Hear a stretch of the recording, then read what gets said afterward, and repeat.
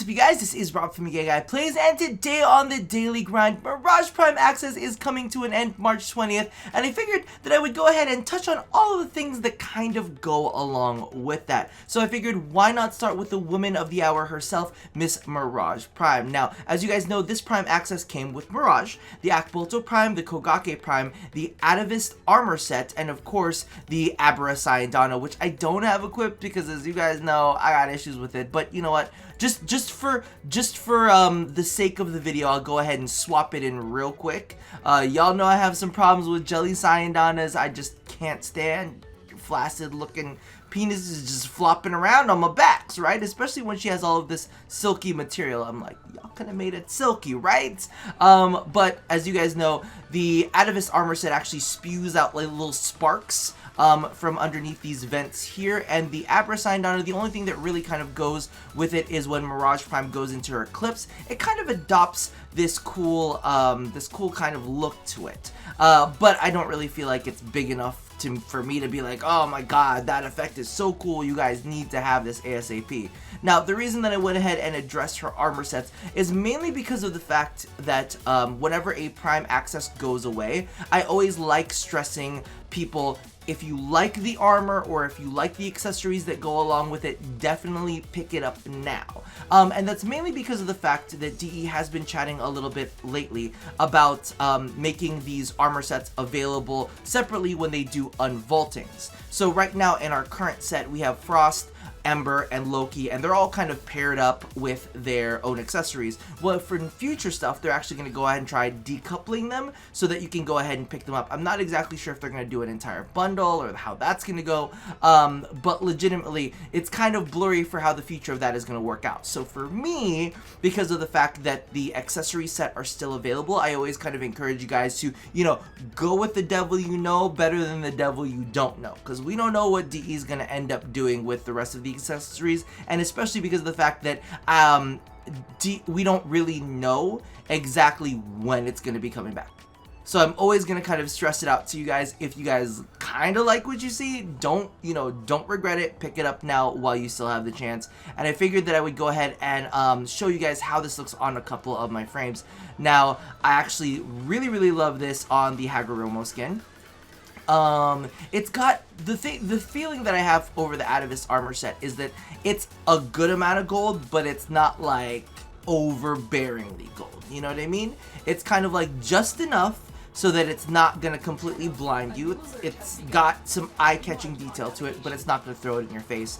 The only issues that I really have with it are the chest piece I feel is a little bit small and does not necessarily sit on everything perfectly. You can kind of see that a little bit here on Hero, where it almost kind of like juts out a little bit, but I feel like it still fits his shape pretty well. However, on frames that are a little bit simpler, like Excalibur over here wearing the Kaduto skin, you can pretty much see that it fits him really well. And yes, that is a helicopter in the background. Thank you for popping in and visiting us tonight. However, the show must go on. So it's kind of like, you know, I'm always going to encourage you guys to pick up things that you enjoy and that you think are pretty, and don't miss out on it, because I hear so many people say, oh my god, I wish I had the Edo Prime armor set, or I wish I had the Prime set. I'm always going to say, if you can spare it, it's better to go with it now than to wait on it in the future. Now, we're going to go ahead and move on to the next topic, and that of course is going to be what is getting vaulted, because whenever a new Prime comes in, or whenever a Prime goes out, whenever a Prime Access goes away, that means a new Prime is coming. So whenever a new Prime comes in, that means an old Prime goes out. So I wanted to go ahead and have a little bit of a discussion about the Prime that is going away, or the sets of Primes that are going away. So as you can see here, we did pull up Vauban, we pulled up the Axoletto Prime, and because I'm too stubborn to actually look things up, the Fragor Prime. Now, these two weapons, and we'll actually go ahead and jump in and see how they perform. but I'm going to tell you right now. So Vauban's got a little bit of extra shields and a bit of, oh my god, extra armor as well versus his normal counterpart. So if you're looking for a little bit more survivability, Vauban Prime is going to be your man. Plus you have Toblerone Penis, and you know, you can't really get mad at that. So make sure to go ahead and pick up his relics. And here's the thing. If you don't pick them up now, he's going to be even more difficult to get because he does require a lot of 19 to build. So number one, relics out of rotation. Now you got to go and get those relics somehow, shape, or form. And you got to get the 19 on top of that. Like, do yourself a favor. Get your relics now. Farm him up now before you run out of relics and you're like, damn, I still didn't get that piece. Because I believe that many of his pieces, if not all of his pieces, are actually rare drops from the relic. So make sure you grab that. Axolotl Prime is a must. Is a freaking must. It's one of those things that you just need in your life. It will make everything easier. You can easily bring this into endgame. Fragor Prime, a little bit more lenient with. Great if you need a little bit of mastery rank and if you want to clear on the star charts. It's a good way to go as well. However, I've been playing around with it a little bit more before I decided to put the video out, and I was like seeing kind of like where its potential is. And if I'm gonna be frank with you, it demolishes on the star chart. It does so much damage, but once enemies start getting out of their armor starts going up, and things are a little bit rougher, it does become a bit of a pain. So I mean, good against the Corpus, good against the infested, but against armor targets, it's definitely going to be a little bit rougher, mainly because of the fact that it is highly crit based. So listen, let's go ahead, let's stop having a chat, and let's let the weapons do the talking real fast. So, as we know too, most recently, the Axolotl actually got a freaking buff. That's not what I thought, well, no, it did it receive a buff? I feel like it received like a slight buff, didn't it? Am I crazy? Regardless, whether it did or it didn't, all I know is it's one of those ones that I'm like, yeah, you need to get this in your life, mainly because of the fact that it is so insanely powerful. So as you can see here, you could just strip down high-level enemies, and I'm not even using a Riven on this thing. The reload speed is fucking fantastic, and also keep in mind that my build has ammo mutation on it, so technically I am one mod down. Some people, disagree with using ammo mutation on weapons. They'd rather use ammo pads, or they'd much rather use a carrier sentinel. But I mean, it's making quick work of level 155s, and I haven't even put my Riven on it. I do have a Riven for it. The disposition is low, so it's a little bit one of those ones that are like, we'll see. But I did want to kind of do a little bit of a, what is the word called? I did want to go a little bit of a test for the Fragor. So as you can see here, I even tried putting a status build on it, you guys. I literally even tried to go status on it, and I'm like, maybe if I just strip off a little bit of armor with corrosive, we'll do a lot more, damage. And it wasn't having it. It was not having it.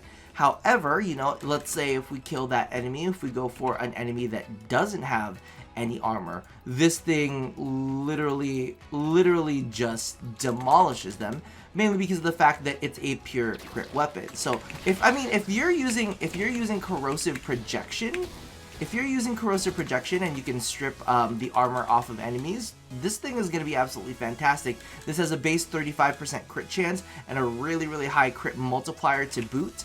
So definitely check that out if you're, kind of doing like star chart type things, or if you're fighting unarmored targets. Let me go ahead and show you the builds real quick. So this is what I'm using right now. As you can see, we've got a prime pistol ammo mutation, and this is a little bit of a hybrid build. And of course, I like the hybrid builds.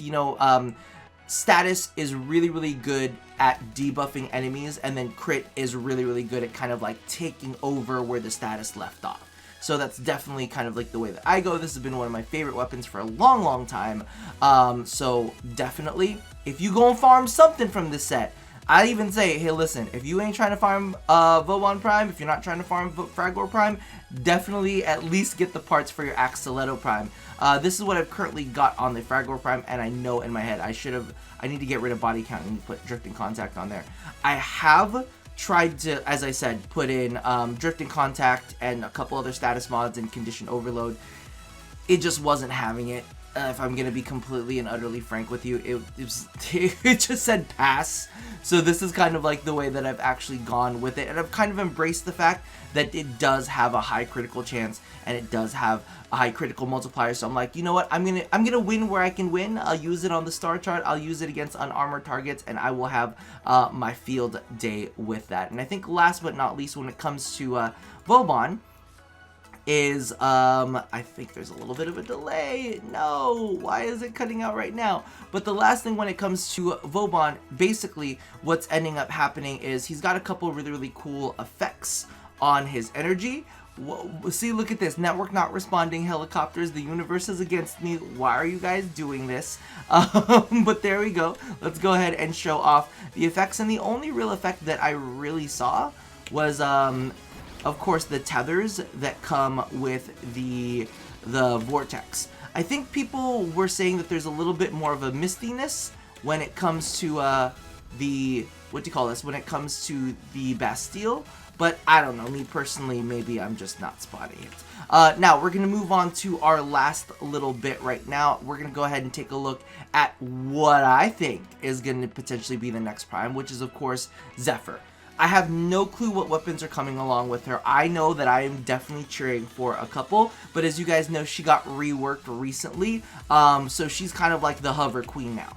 She could hover, and the thing that I think a lot of people were saying, or a couple people were saying were at the very least, is that she's not indoor friendly, which I kind of like disagree with, because I mean, like, you can literally just tap her up just a little bit and she should still be fine. Like, you don't need to have her there like for ages. Maybe they're talking about the distance on her tailwind, because that does get to be a bit intense, but really you can control her height, like the amount of height she gets on her ability, by just really quickly holding the button, right? So just so she can get height for just a little bit, so it's not as crazy. Her tornadoes still function the same.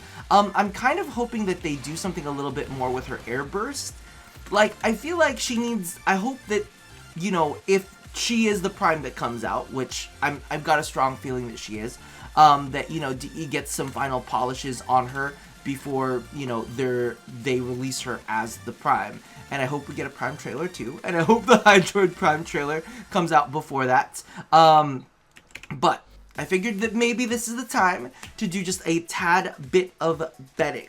You guys know that I like that, so I'm thinking Zephyr Prime. And you know, this is all for bragging rights. So I'm gonna say it's gonna be Zephyr Prime. In my heart of hearts, I'm like, if they do it, I will be joyous. I feel like Destreza Prime needs to be a thing.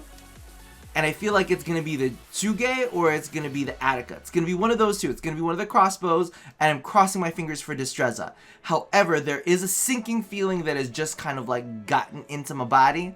Destreza's a little bit new. I wouldn't be surprised if they went along with maybe like the dual Zoran Prime, something along those lines. And I also wouldn't be shocked if they primed an Arcwing. So that's kind of my stances on it. Let me know how you guys feel. Let me know if you guys are betting on someone other than Zephyr. Are y'all coming in for the Mesa love? Are you gonna put your name on that Mesa bet? And what weapons would you put your name on for betting for whatever the next prime will be? So as you guys know, March 20th is coming. I do believe that that is a Tuesday. Also, that's one thing to note.